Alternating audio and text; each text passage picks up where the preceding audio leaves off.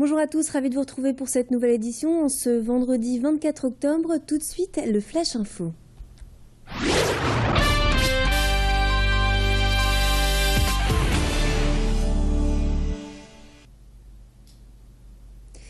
Et on ouvre ce flash avec l'affaire d'infanticide la plus importante connue en France, l'affaire Cotteray.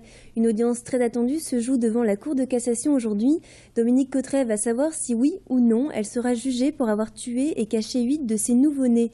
L'affaire date du 24 juillet 2010, lorsque 2 cadavres de nourrissons sont découverts dans l'ancienne maison de Dominique Cotteray. Celle-ci reconnaît alors être la mère des enfants. 6 autres cadavres sont ensuite retrouvés dans la maison qu'elle occupait à l'époque avec son mari. Depuis 2010, des interrogations subsistent. La prescription est-elle recevable dans cette affaire? Car la mort des nourrissons remonterait à 10 ans, mais la découverte à seulement 4 ans. Si la Cour de cassation prononce un non-lieu ce vendredi, qui signifie l'arrêt des poursuites, soit Dominique Cotteray sera renvoyé devant les Assises du Nord pour être jugé. On vous tiendra informé de la décision dans les prochaines éditions. Et on enchaîne sur une page de sport. Match nul hier soir lors de la rencontre LOSC-Everton au stade Pierre-Mauroy.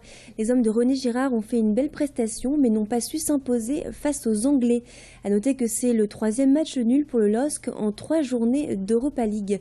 On écoute l'entraîneur du club. Je crois que c'est un bon match de football. Ouais. Ça a été assez ouvert contre une équipe d'Everton qu'on savait solide, costaud, avec de super joueurs. Et je crois qu'on peut être fier ce soir de la prestation des garçons. Il nous a manqué, on dira une fois de plus, un petit peu plus d'efficacité pour pouvoir débloquer ce match-là. Mais beaucoup de satisfaction entre Guingamp et là. Même s'il y a la difficulté au niveau du score, je crois qu'au niveau de la dépense des garçons, de leur investissement, je crois qu'on peut être satisfait. Et c'est un coup dur pour les bénéficiaires de l'épicerie solidaire de Wattrelos. L'établissement pourrait être forcé de déposer le bilan la semaine prochaine à cause d'un manque de moyens financiers.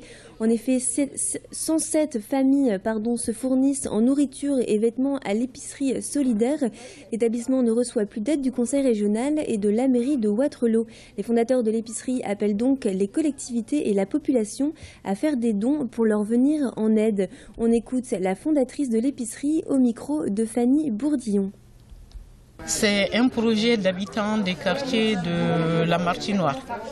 Et c'est lors d'une réunion en 2003 que ces habitants du quartier ont décidé qu'il fallait donc faire cette structure pour aider les personnes en grande difficulté de pouvoir s'approvisionner en produits de première nécessité, moins chers, moins coûteux, pour pouvoir vivre dignement comme les autres.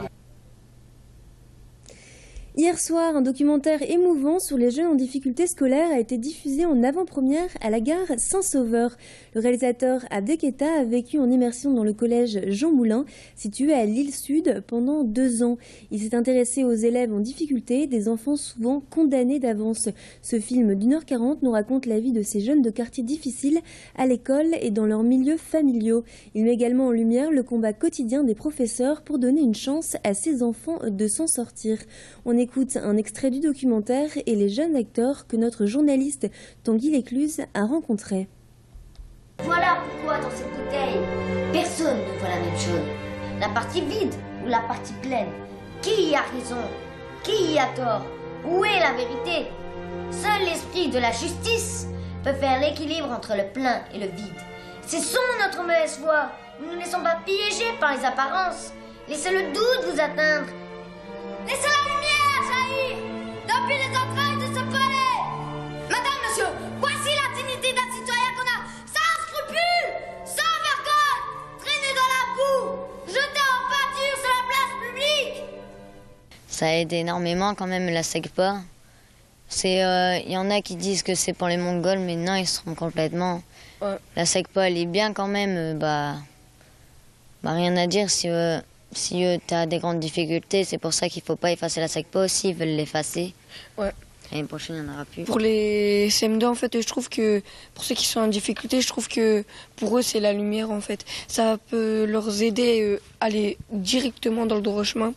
Et franchement, il y en a d'autres qui auront, les CM2 là, ils auront pas de chance d'avoir la même chance qu'on a eu, parce que là en fait c'est la dernière année de SECPA.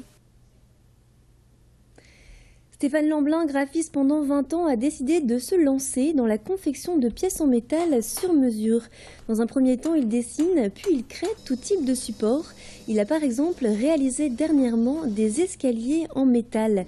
On écoute ce passionné au micro d'Alexandra Gossin. Plus concret, plus proche de la matière. Ce pourquoi j'ai fait, en fait, je me rends compte, mes études d'art, de dessin, le fait d'avoir à l'époque touché le papier, faire de la construction, du modelage, la sculpture. Voilà, aujourd'hui, je retrouve un petit peu toutes ces sensations-là avec ce nouveau métier. La tendance vintage, on me demande beaucoup des cloisons type atelier, des supports pour les expositions, de sculpture. On me demande des garde-corps, du mobilier. Et c'est la fin de ce flash, merci de nous avoir suivis. Tout de suite, la météo et l'infotrafic.